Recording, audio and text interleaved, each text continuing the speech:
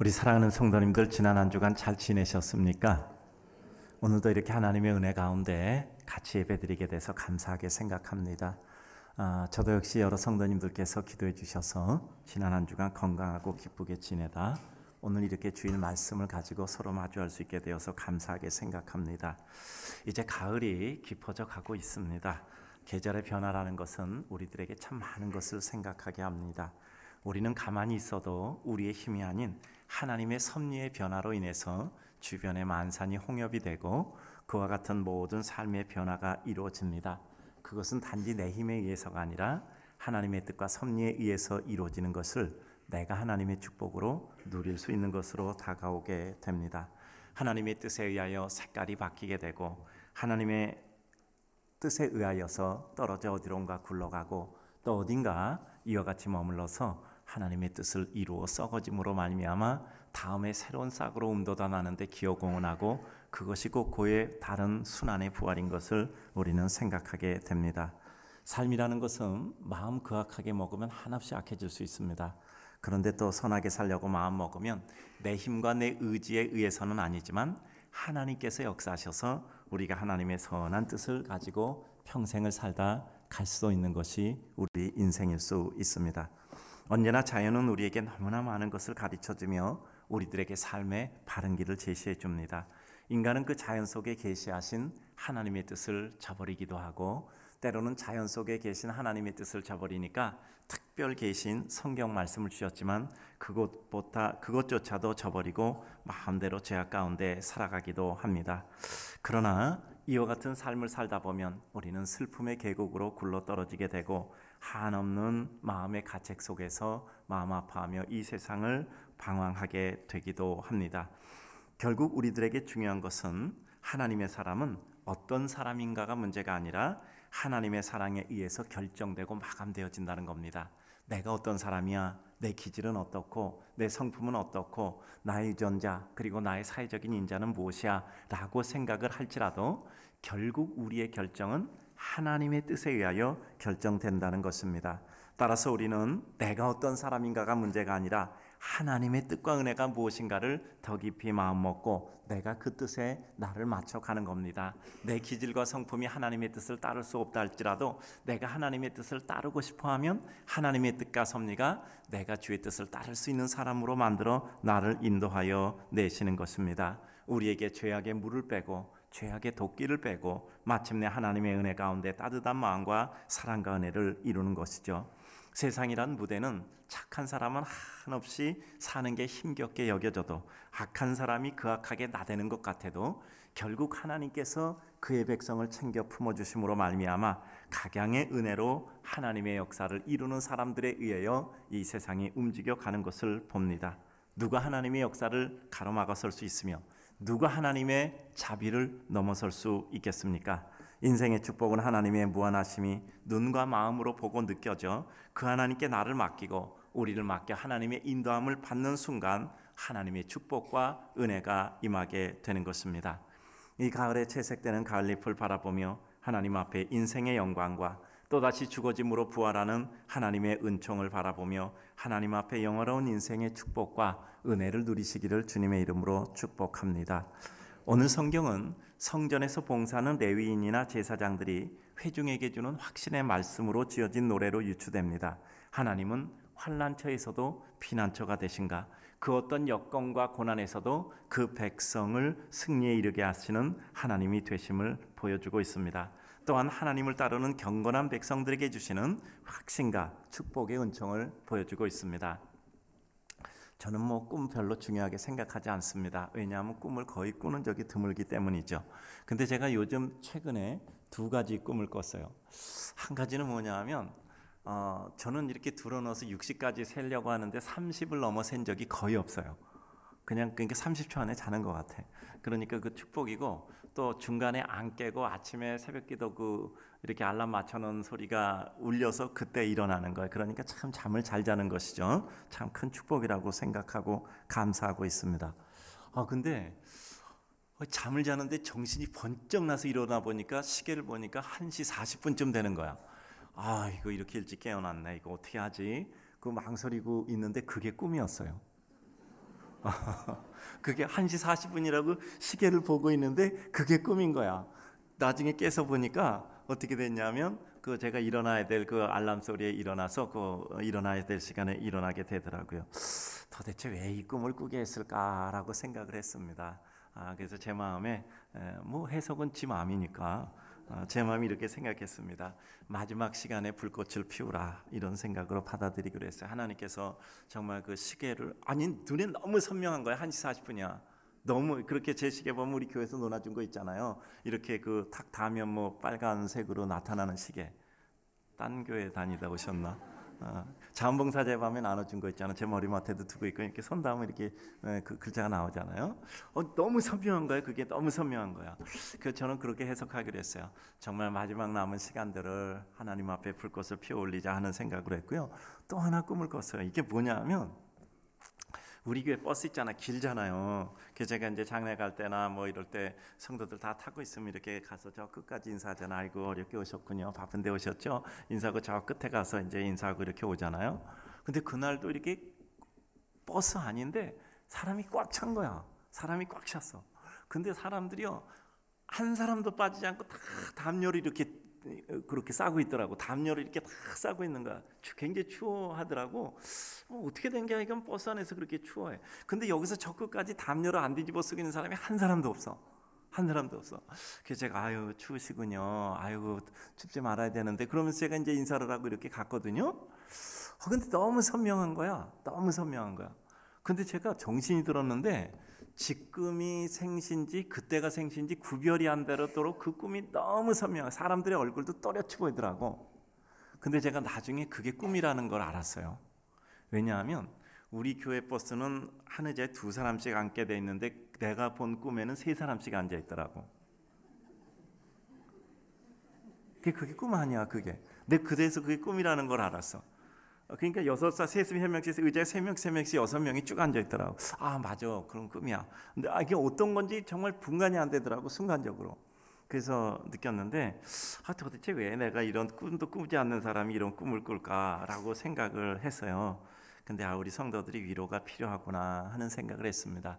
특별히 이번 주에는 제가 이 말씀을 전하기 위해서 성도들에게 위로를 주시는 말씀이잖아요. 성도들이 위로가 필요하다라는 생각을 했습니다. 우리 성도들 위해서 더 기도하고 위로를 드려야 되겠다. 사람들이 많이 추워하고 외로워하는구나 하는 생각이 들어서 제 나름대로 누가 뭐라고 하든 전 그렇게 해석하기로 결심했습니다. 우리의 삶에 외롭고 슬프고 쓸쓸하고 고독할 때가 있죠. 여러분 박두진 씨의 도봉이라는 시 보면 거기 뭐라고 나와요? 삶은 한갓 외롭고 쓸쓸해질 뿐. 이런 구절 나오죠. 학교 안 다녀서 잘 모르죠. 교과서에 나온 시인데 삶은 한갓 외롭고 쓸쓸해질 뿐. 그래요. 우리의 삶이라는 게 외롭고 쓸쓸할 때가 있잖아요. 우리의 삶 가운데 외롭고 쓸쓸한 때 정말 마음속에 공허하고 무엇인가 허접함만이 우리 삶을 휘잡고 있다고 생각할 때 그런 때가 우리에게 반드시 있는 겁니다. 활기차지 못하고 왠지 모르게 고독하고 왠지 모르게 마음속에 추움이 있는 이런 때가 우리 인생에 있죠.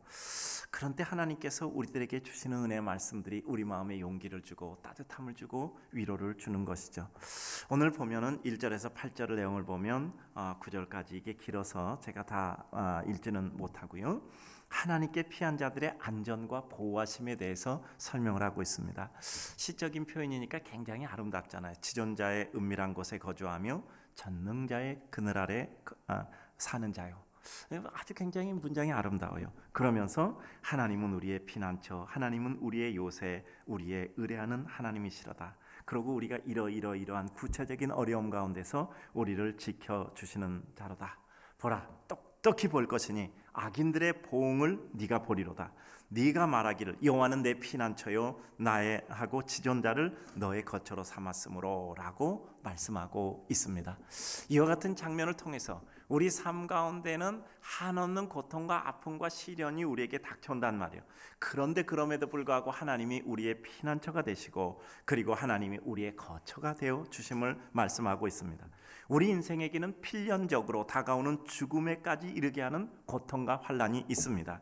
3절을 보면 사냥꾼의 올무, 인생을 올무에 빠뜨리는 원수들의 교활하고 간악한 공격이라고 해석하면 됩니다.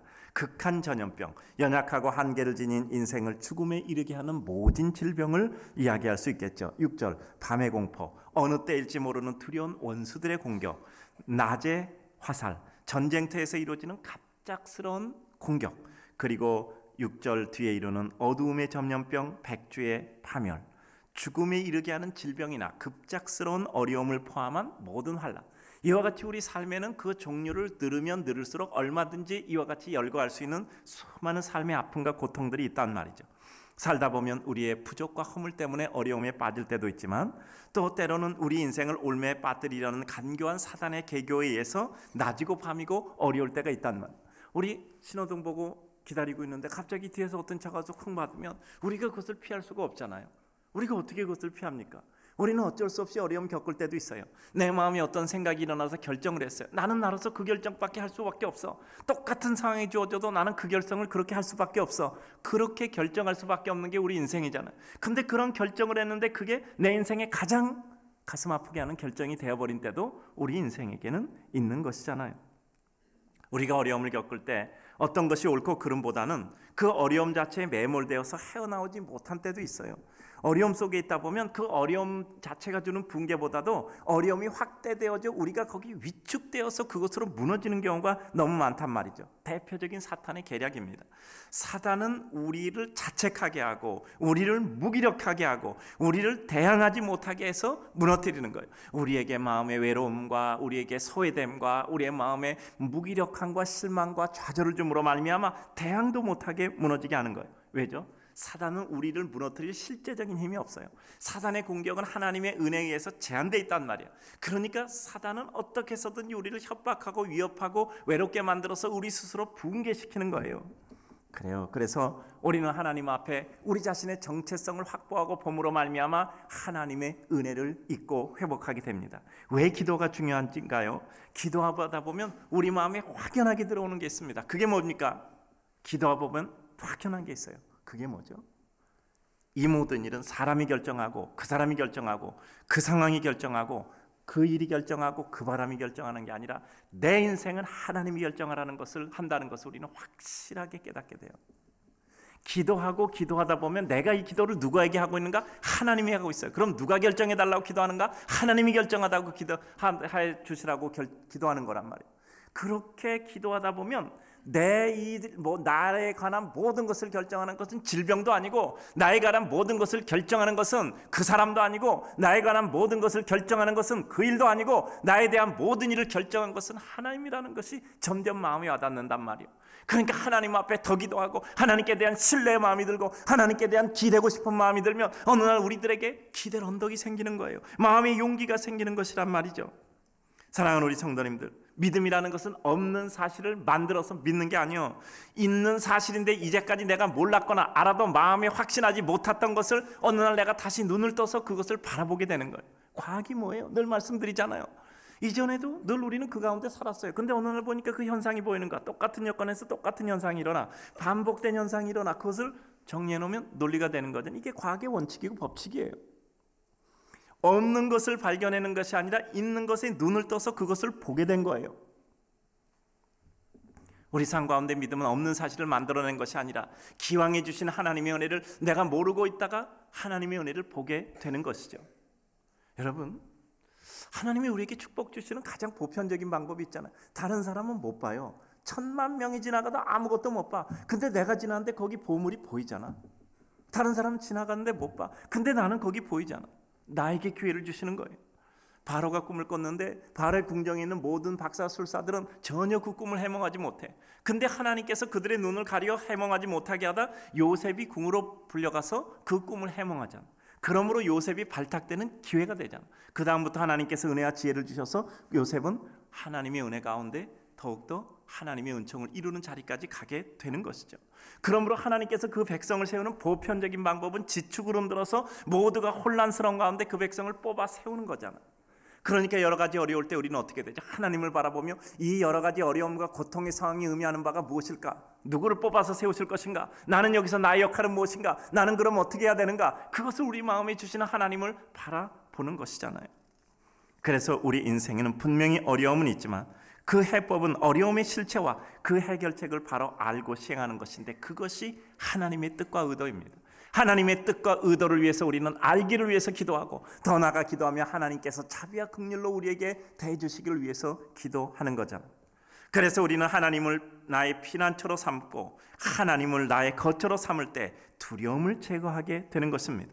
모든 재앙에도 불구하고 두려워하지 않을 것은 지극히 높고 존귀한 하나님을 피난처여 거처로 삼을 때 우리는 두려워하지 않게 된다고 말씀하고 있습니다. 어느 날 우리 마음속에 뭔가 의지할 것이 생길 때 우리는 등이라도 기대고 힘을 얻어서 빡차고 앞을 향해 가는 거죠. 6절과 9절에 나온 내용입니다. 7절을 보면 1000명이 10,000명이 네 좌우에서 다 넘어질지라도 이 재앙이 가까우지 못할 것은 라고 말씀하고 있습니다. 하나님께서 나의 거처와 피난처가 되기 때문에 1000명 10,000명이 다 넘어가요. 그래도 너는 안 넘어간다는 거예요. 하나님이 너의 피난처의 거처가 되시기 때문이죠. 자, 따라서 합시다. 정말 중요해요. 따라서 합니다. 인생은 확률에 의해서 결정되지 않고 하나님의 뜻에 의해서 결정됩니다. 인생은 확률에 의해서 결정되지 않아요. 하나님의 뜻에 의해서 결정된단 말이에요. 어떤 병에 걸려도, 어떤 어려움에 빠져도, 어떤 결정적인 인간의 간교한 사슬에 걸려 한없는 구렁텅이에 빠져도 그것이 내 인생의 끝은 아니에요. 내 인생의 마지막은 뭐죠? 하나님이 결정하시는 거예요. 내 곁에 와라 하면 그때 우리는 갈 뿐이에요. 그러므로 내 끝은 내가 결정하는 게 아니에요. 내 뜻은 그 사람이 결정하는 게 아니야. 내 뜻은 그 상황이 결정하는 것이 아니야. 내 뜻은 그 바람이 나에게 결정하는 거 아니야. 내 뜻은 하나님이 결정하는 거야. 그럼 내 뜻의 결정을 위해서 우리는 하나님께 의논하고 간구하는 것이고, 내 뜻의 결정을 위해 하나님의 자비를 구하는 것이고, 하나님의 은혜를 입는 것이고, 그 뜻을 향하여 나아가게 되는 것이란 말이죠.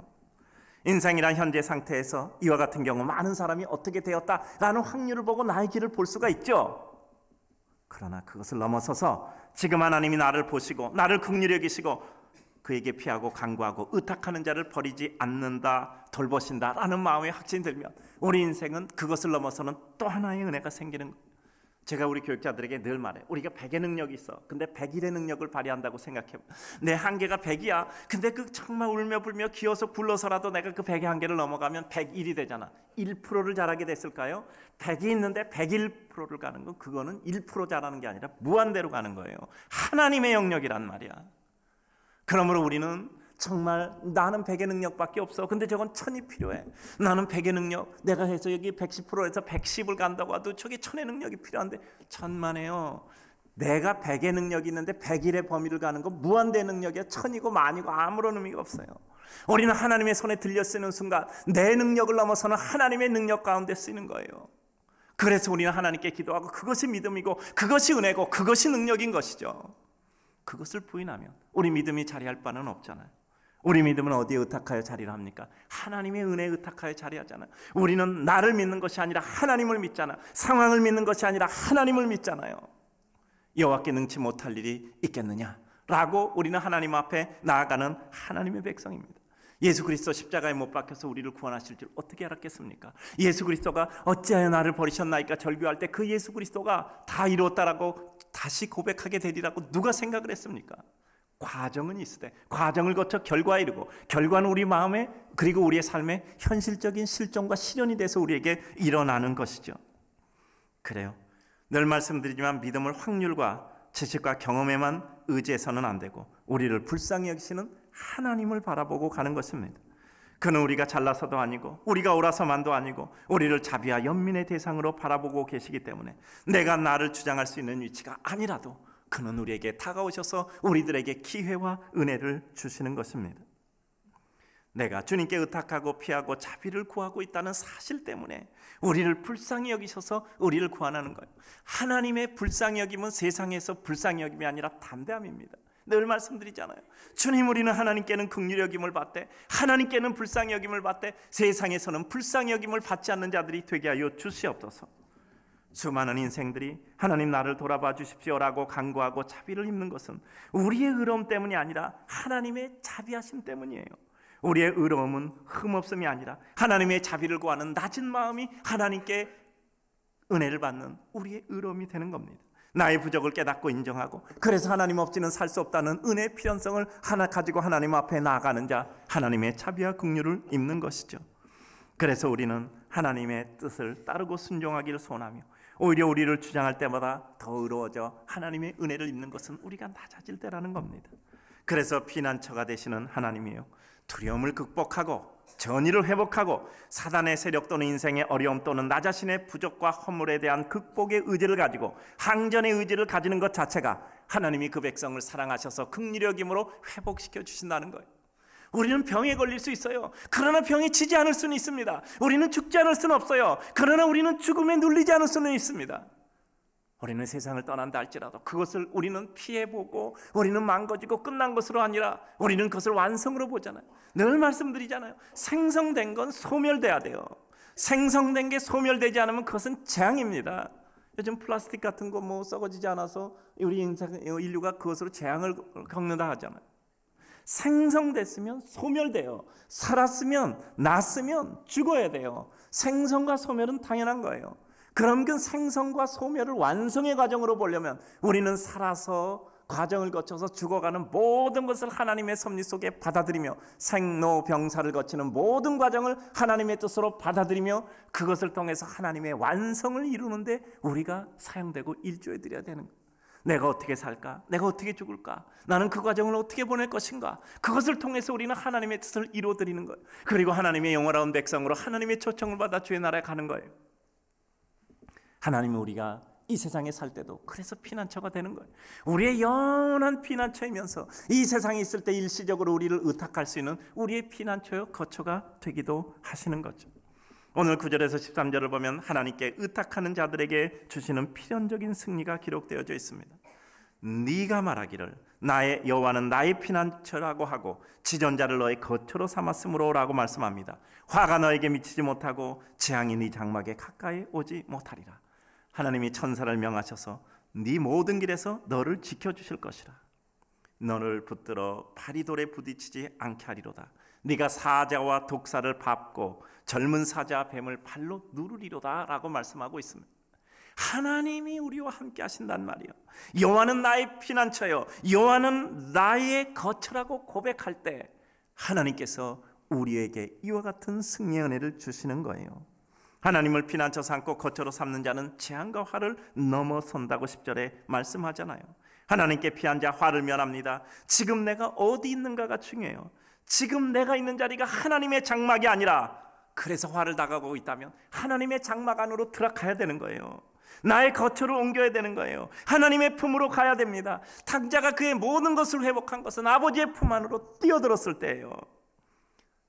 두려워해서, 미안해서, 창피해서 뛰어들지 못한 것이 아니라 창피해도, 불안해도, 미안해도, 죄송해도 하나님 품 안으로 들어드는 거예요. 그리고 그 아버지 품으로 뛰어든 탕자와 같이 되는 것이죠.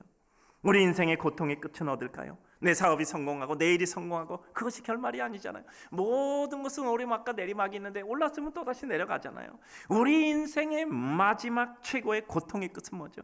하나님의 품 안으로 뛰어들었을 때예요. 하나님의 품 안으로 뛰어들었을 때란 말이에요. 하나님의 품 안에 뛰어들어 그의 품 안에 안겨 있을 때예요. 아무리 사업에 성공해도 망할 때 있지 않습니까? 가다 보면 또다시 흥할 때 있지 않습니까? 우리 인간지사 세웅지 말하는 말은 뭐예요? 가고 넘어지고 다시 일어나고 또 꼬꾸라지고 또 다시 올라가고. 인간지사 세웅지 말. 망한 줄 알았는데 흥하고 흥한 줄 알았는데 망하고 끝없이 가는 이와 같은 굴곡의 삶이란 말이에요. 그와 같은 굴곡에 나의 마음 맡기면 늘 롤러코스터 타는 이와 같은 삶이 될 수밖에 없단 말이죠. 사람 의지하지 말라는 것도 마찬가지예요. 근데 그 사람 좋아했어. 근데 첫째 그 사람이 바뀌었어. 둘째는 그 사람 안 바뀌었는데 내 마음이 바뀌는 거야. 그러니까 좋아하는 사람이 싫어하는 사람이 돼버리기도 해요. 우리 인생이 언제나 여일합니까? 사람은 논리도 가졌지만 정서도 가졌거든요. 논리적으로 맞아도 정서가 싫으면 어쩔 수 없어요. 그 사람 능력 있는 거 알아. 근데 난 그 사람이 싫어. 우리 인생은 얼마든지 가능해요. 이런 논리는. 나 그 사람 잘못된 거 알아. 근데도 난 그 사람 좋아. 이게 논리적으로 안 맞는 것 같아도요, 우리 인생엔 그게 가능한 거예요. 따라서 우리 인생이라는 것은 인생의 마음만 가지고 모든 것을 다 결정할 수도 없는 거예요. 하나님을 의지해야 돼요. 그러면 우리는 상처가 아니라 이해가 되고, 그리고 우리 자신에 대해서도 스스로 감사하고 기뻐하고 대견하게 되는 것이죠. 그래요. 우리 늘 상처받으며 살잖아요. 왜 상처받아요? 내가 강건하지 못하니까 상처받는 거잖아요.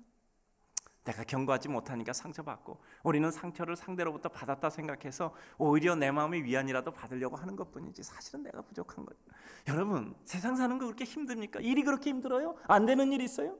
더 정확히 말할까요? 일이 힘든 게 아니라 그걸 할 능력이 없는 거잖아요. 이렇게 말하면 우리는 너무 가슴 아파서 그렇게 얘기 안 하는 거예요.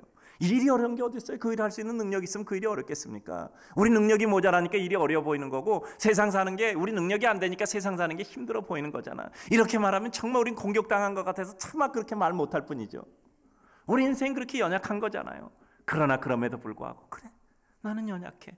그러나 그럼에도 불구하고 그 일을 이루면 내 인생의 전부는 아니야. 내 인생에는 그보다 더 큰 하나님의 뜻을 이룰 수 있는 것이 있어. 여러분, 때로는 실패하는 것이 하나님의 뜻일 수 있잖아요.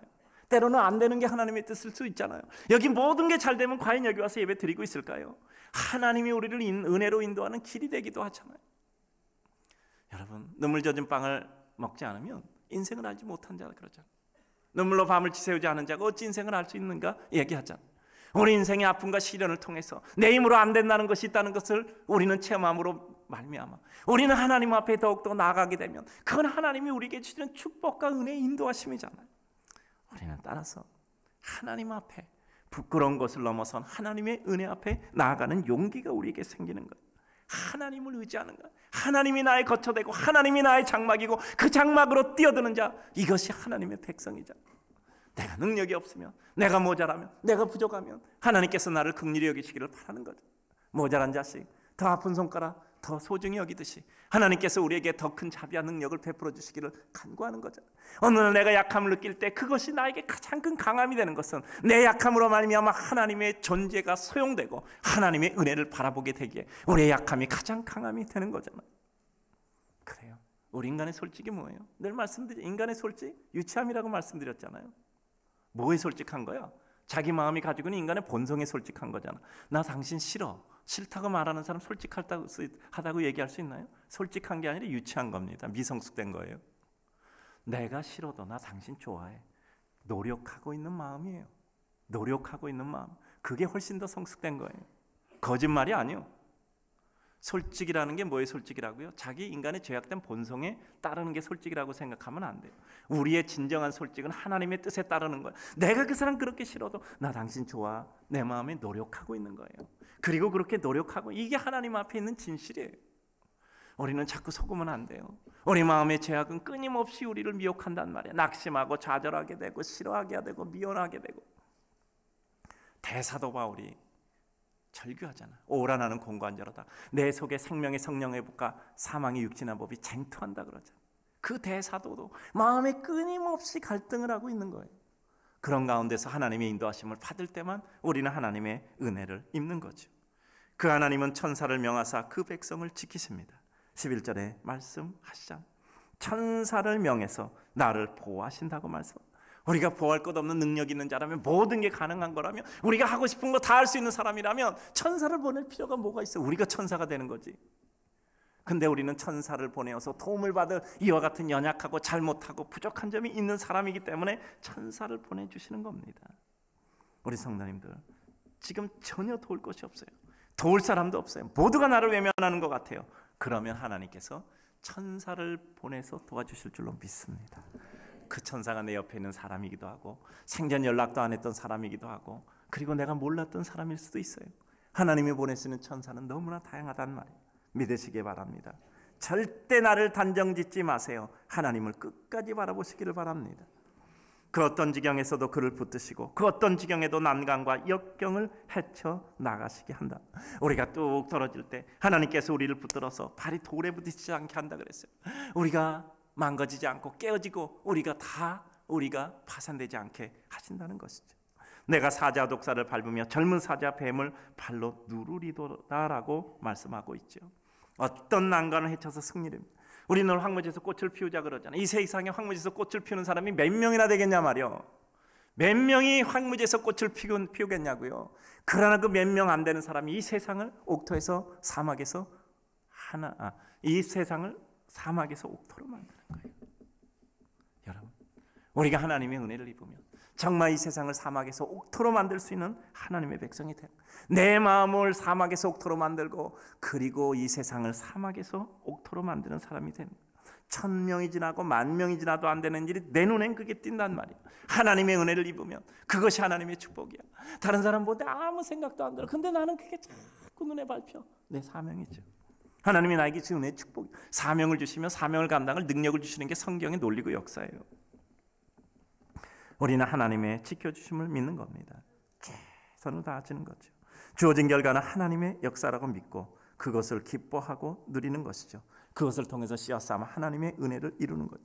나는 100을 원했어. 근데 결과를 보니까 30밖에 안 돼서 낙심하면 안 되죠. 이게 하나님의 축복이라고 생각하고 그것을 심어서 더 큰 은혜를 이루어야죠. 하나님의 축복은 폐쇄형이 아니라 개방형이에요. 한 번 받으면 끝나는 것이 아니라 그걸 가지고 계속해서 부풀어져 나가는 거란 말이에요. 우리는 하나님께서 우리에게 원하는 것을 주셨는데 그 씨앗을 까먹는 거야. 이것밖에 안 돼. 까먹어버려. 그걸 끝이야. 우리는 그것을 심는 사람이야. 나는 100을 원했는데 하나님 10밖에 안 줬어. 그 10을 가지고 심어서 100배, 60배, 30배를 또 내는 거야. 하나님의 은혜는 확장적이에요. 여러분, 뭐 하나님 나라 그잖아요. 뭐 교자, 큰 교자나무, 그리고 뭐 가르섬 아래 누룩. 하나님 나라는 확장적이라는 말이에요. 너무 작다고 불평할 필요 없어요. 영적인 역사, 육신의 질병에 대해서도 마찬가지. 사자 독사를 밟고 젊은 사자 뱀을 팔로 누르리로다. 그 어떤 경우도 우리는 휘둘리지 않아요. 그 어떤 병이 우리에게 다가와도 우리는 휘둘리지 않아요. 우리는 병에 안 걸릴 수는 없지만 우리는 병에 지지 않을 수는 있어요. 우리는 죽음을 거부할 수는 없지만 그 죽음에 눌리지 않을 수는 있어요. 오히려 죽음을 통해서 우리는 생명을 완성해가는 생성과 소명으로 가는 길로 알고 그것을 통해서 하나님이 원하시는 일을 이루는 거예요. 내게 주어진 시간들이 얼마인가, 내게 주어진 능력이 얼마인가, 그것을 통해서 나의 마지막 불꽃을 피워올리리라는 마음을 가지고 내 삶을 살아가는 하나님의 거룩한 백성으로 살아가는 사람들이죠. 어떤 것도 포기하면 안 돼요. 하나님의 역사를 제한하는 겁니다. 그 어떤 질기고 강하고 지긋지긋한 사탄도 하나님을 이길 수는 없습니다. 정말 어려우면 포기하지 않고 인내를 구하며 인내하는 동안에도 기쁨을 누릴 수 있는 하나님의 축복을 구하는 것이 우리의 삶입니다. 마지막으로 14절에서 16절을 보면 하나님을 따르는 경건한 백성들에게 주시는 확신과 축복의 은총이에요. 하나님이 이르시되 그가 나를 사랑한즉 내가 그를 건지리라. 그가 나를 안즉 내가 그를 높이리라. 그가 내게 간구하니 내가 응답하겠고 그가 환난당하면 내가 그를 건지고 영화롭게 하리라. 얼마나 아름다운 문장. 난 이 문장이 너무 아름다워. 그가 나를 사랑한즉 내가 그를 건지고 내 이름으로 한즉 그를 높이고 간구하면 응답하고 환난당하면 건져서 영화롭게 하리라. 얼마나 아름다운 문구. 주께서 우리들에게 은혜를 주시잖아요. 하나님을 사랑하면 그가 우리를 건지십니다. 우리가 하나님의 이름을 알면, 즉 하나님을 나의 유일한 분으로 알고 고백하면 우리를 높이십니다.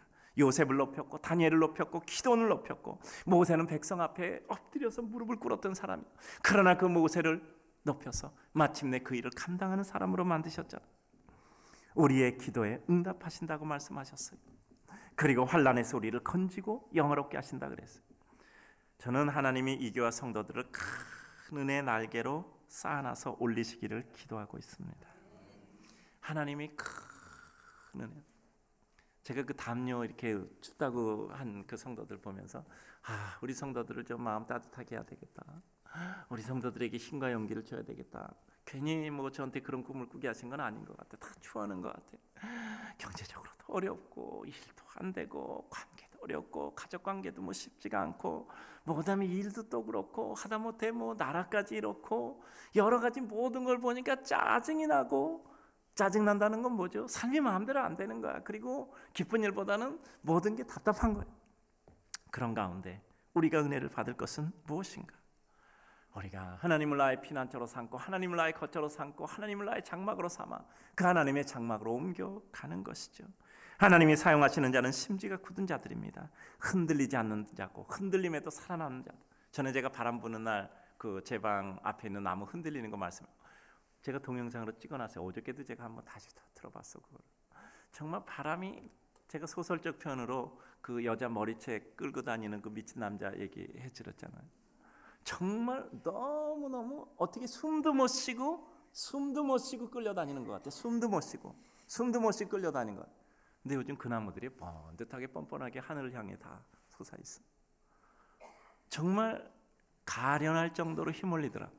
그런데도 뻔뻔하게 또 하늘을 향해서 다 솟아있는 그와 같은 나무들을 보면서 우리 삶의 모든 시련은 지나가는 거예요. 근데 그 시련을 어떻게 극복하여 그 자리에 살아남아 있느냐야. 그래요. 우리는 하나님을 바라보는, 주의 장막으로 뛰어드는 거예요. 주의 품으로 뛰어드는 거예요. 저는 우리 성도들이 하나님의 큰 축복을 받기를 소원해요.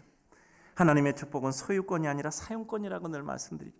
하나님이 축복 주시면 그 축복을 가지고 우리는 2차적 축복을 이루는 거예요. 그 축복을 통해서 2차적인 축복을 이루는 거예요. 만나도 쌓아두면 썩었어요. 몸이 아픈 사람, 장애를 가진 사람, 주님을 위해서, 안식을 위해서라고 만나를 더 가져온 것은 썩지 않았어요. 그래서 제가 늘 용도에 대해서 얘기하는 거야. 용도에 대해서 논리가 있어야 돼. 축복도 용도가 있어야 돼. 그리고 뭐죠? 근거가 있어요. 논리 있는 축복, 근거 있는 축복, 용도 있는 축복. 용도가 정확하면 하나님께서는 썩지 않게 하셨어요. 몸이 아픈 사람, 장애를 가진 사람, 그리고 주를 위해서 사용할 것, 이건 용도가 분명하잖아. 논리가 분명하잖아. 근거가 분명하잖아. 그러니까 그 만나 더 가져온 건 썩지가 않았어요. 그래서 우리 성도들에게 말씀드려, 하나님 우리 성도들에게 필요한 한 몫만 주지 마시고 하나님 위해서 그 마음에 작정하고 하나님 앞에 쓰기를 원하는 그만큼의 축복을 허락하여 주시옵소서. 요새 그 뭐 인생 삼모작 이런 얘기예요. 너무 수명이 길어지니까 제가 이렇게 생각해요. 정말 우리 삼모작 한번 해봐야 될 것 같아요. 분당교회 성도들. 첫 번째, 열심히 배워야 돼. 정말 성실하고 진실하고 사력을 다해서 배워야 돼. 두 번째, 무엇인가 그 배운 것을 가지고 열심히 일해서 무엇인가 손에 쥐어야 돼. 세 번째, 마지막으로 인생에 모든 거 일만 하고 사지 말고 정리하고 손에 쥔 것 가지고 열심히 베풀고 열심히 누구인가 도움되다 주님 앞에 문득 가야 돼. 여러분 이렇게 되기 주님의 이름으로 축복합니다. 열심히 배울 분들 배우셔야 돼요. 제가 우리 청년들에게 늘 도전하는, 지금 배움에 정년하지 못하면 지금 3년에 배울 걸 나중에 10년 걸려도 못 배운다. 모든 건 때와 기한이 있단 말이야. 그때에 그 일을 해야 돼. 나중에 그 일을 하려면 정말 10배 노력을 쏟아야 돼. 그러니까 그때 그 일을 하는 것이 배울 때는 가장 중요한 거야. 정말 사력을 다해서 배워야 돼. 사력을 다해서 배워. 그리고 일할 땐 정말 치열하게 일을 해야 돼. 그래서 손에 뭔가를 쥐어야 돼. 그리고 그걸 가지고 정리해서 이제는 남은 삶 끝까지 그렇게 사는 것이 아니라 무엇인가 또 다른 종류의 삶을 살아야 돼. 그건 뭐죠? 하나님이 좋아하시는 것, 어려운 자들, 필요한 자들, 복음을 전하는 필요한 자들, 빵과 함께 복음을 전하는 것. 한 사람이 1000명을 돕고 인류애를 실천하고 빵과 함께 복음을 돕고. 우리 뭐죠? 선언적 믿음이 아니라 실천적 믿음이야. 덥게 하라, 춥게 하라 이런 말 필요 없어요. 그들이 덥지 않고 춥지 않도록 모든 여건과 형편을 만들어 주는 거죠. 그것이 우리가 가지고 있는 이게 논리잖아. 우리가 하나님의 은혜 가운데 주의 뜻을 이루는, 열심히 배워야 돼. 그리고 열심히 일을 해야 돼. 그리고 정리해서 그거 가지고 열심히 돕다가 힘이 되다가 위로가 되다 문득 주의 품에 안겨 그의 품에 뛰어들어야 돼. 그래요. 가진 게 물질만이 아니에요. 손에 쥔 게 내 인격이기도 하고, 그리고 나의 삶의 기술과 재능, 기능이기도 하고, 내가 가지고 있는 삶의 모든 것들일 수 있어요. 여러분 말 한마디가 사람을 세우는 거 알잖아. 말 한마디가 사람을 세운다고요. 마음씀 한마디가 사람에게 용기를 주고 어느 날 그의 방향을 바꿔요. 여러분 우리 삶의 재산이라는 것은 단순히 물질 재산만이 아니에요. 우리 삶의 재산은 얼마든지 다양해요. 그 모든 것을 습득하여 우리 두 손에 들고 이제 남은 우리의 삶에 있어서 필요한 기간을 설정해서 그것을 가지고 새로운 삶을 사는. 우리 똑같은 삶 살면 안 되잖아. 우리 똑같은 일 반복하다 이 세상 떠날 수는 없잖아요. 죽을 때까지 똑같은 일 반복하다 이 세상 떠날 수는 없잖아요. 이제는 우리가 정말 삶의 기간을 구획해서 여기까지가 이런 삶이라면 여기서부터 이런 삶이고 여기서부터 이렇게 주께서 나에게 원하신 것을 전력하여 살자. 모든 게 다 주의 전력하는 일이지만 이제는 이런 다른 삶을 살자. 저는 우리 성도들 그렇게 되길 주의 이름으로 축복합니다. 여러분 우리는 하나님 믿는 사람이잖아. 우리는 분당종합교 교인들이잖아. 우리는 자부심이 있잖아. 그렇다면 우리는 뭔가 하나님 앞에 정말 내가 어떤 모습으로 살다 주님 앞에 가야 될까? 나의 마지막 모습을 기록해야 돼요. 우리 교회 실천사항의 첫 번째가 뭐예요? 무엇으로 남을 것인가를 생각하자. 나는 무엇으로 남을 것인가? 항상 우리는 역사라는 걸 의식하는 거예요. 그래서 하나님 앞에 살아가는 거죠. 오늘도 주를 사랑하는 거룩한 백성들에게 우리를 건지시고 우리를 높이시는 하나님, 여러분 염려하지 마세요. 염려 대신에 하나님께 기도합시다. 하나님께 기도하면 나를 결정하는 것은 지금 나를 에워싸고 있는 환경과 여건이 아니라 나를 결정하는 건 누구라고요? 나를 결정하는 건 누구라고요? 하나님이 결정하는 겁니다. 나를 결정하는 것은 하나님이 나를 결정하는 겁니다. 그 하나님을 믿고 나아가는 주의 거룩한 성도 되시기를 주님의 이름으로 축복합니다.